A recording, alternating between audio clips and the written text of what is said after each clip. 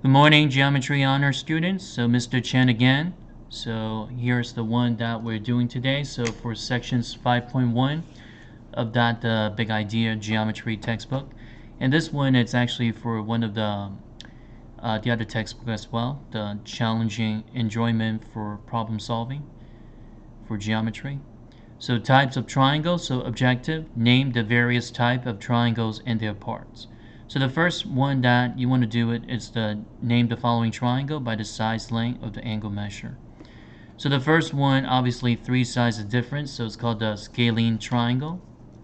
So this one, Scalene Triangle. And would you know any measure of the angle? So this one, just say that Scalene Triangle. And then the other one, well, one of the angles showing that a little square symbol here, so that means 90 degree. So this one is a right triangle. And then two sides are equal, so that means this triangle is called the Isosceles Triangle. And you may notice that I put a little art right here. So this one, since we do know that the Isosceles Triangle, two sides are equal, so that means the corresponding angle got to be congruent as well. So Isosceles Triangle. And then this one, nothing, it's given here. So, but one side, it's kind of, well, the angle here, it looks like it's greater than 90 degree, but it's less than 180. So this one, I would say that it's obtuse.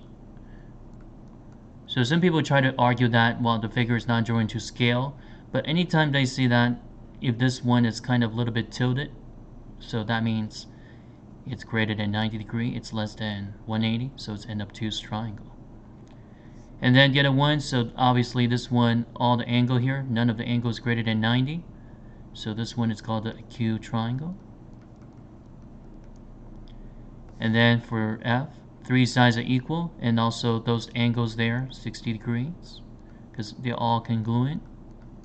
So this one is called the equilateral triangle. Equilateral, or there's another name for that, it's called the equiangular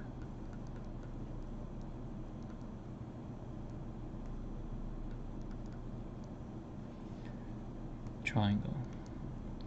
So example 2, give that triangle ABC. It's an equilateral triangle. Find x and y.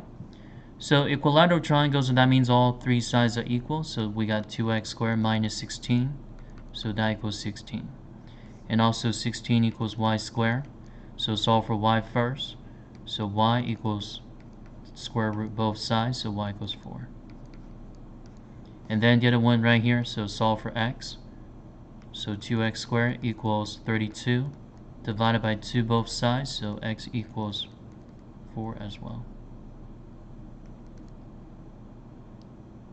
X could be what? Negative 4 as well, plus minus, because that's quadratic.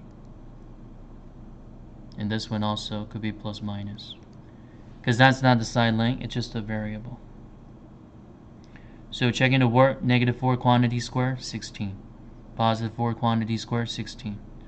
So this one also, 16 times 2, 32, minus 16, so 16. They're all equal. Okay, so here's another one. So given that segment AD, it's congruent to segment AE, and DE trisects BC. So the point DE, so trisects segment BC, so that means all those three sides right there got to be congruent as well. So angle BDA is congruent to angle CEA. So you want to prove that triangle ABC, it's an isosceles triangle. So triangle ABC, it's an isosceles triangle. So this one is something that we'll get to it, once we get into that, the side angle, angle, and also the CPCTC. Or perhaps I can just start it with the proof right now.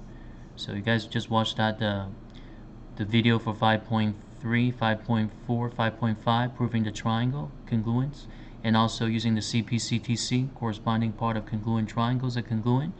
And those are the strategies, the postulates that we're going to be using, and also the theorem that we're going to be dealing with for making the triangles as an isosceles.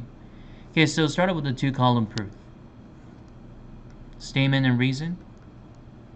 So always start with a given, so I'm not going to rewrite a given. So whatever that you have, you can just put it right there, given. And then the next thing that you want to put in here, so we do know that these two sides are equal.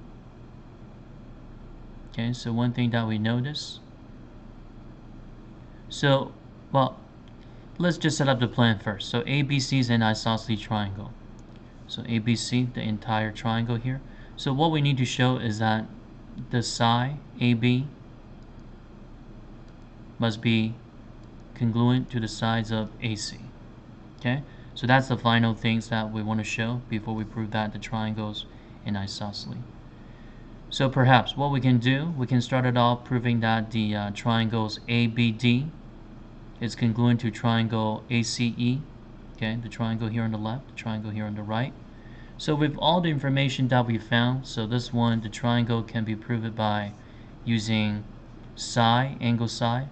So triangle ABD is congruent to triangle ACE.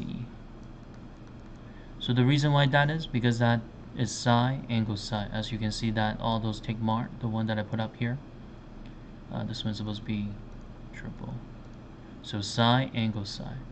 Or can read it from this way, psi, angle psi, clockwise or counterclockwise.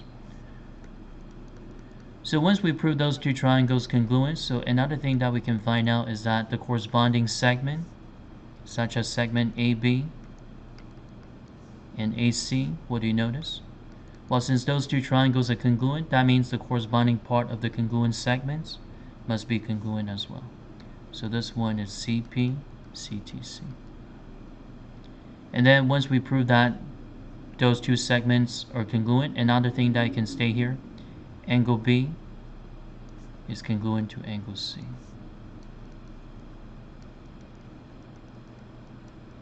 Well, that one is also by the reason of CP-CTC.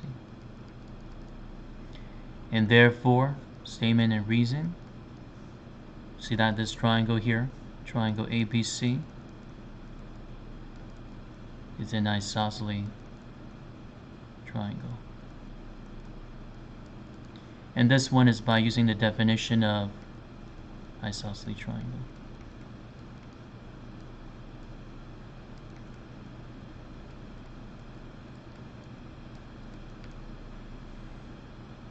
Alright, so any questions that you have, so make sure that you put up there on my comment bar for the YouTube channel.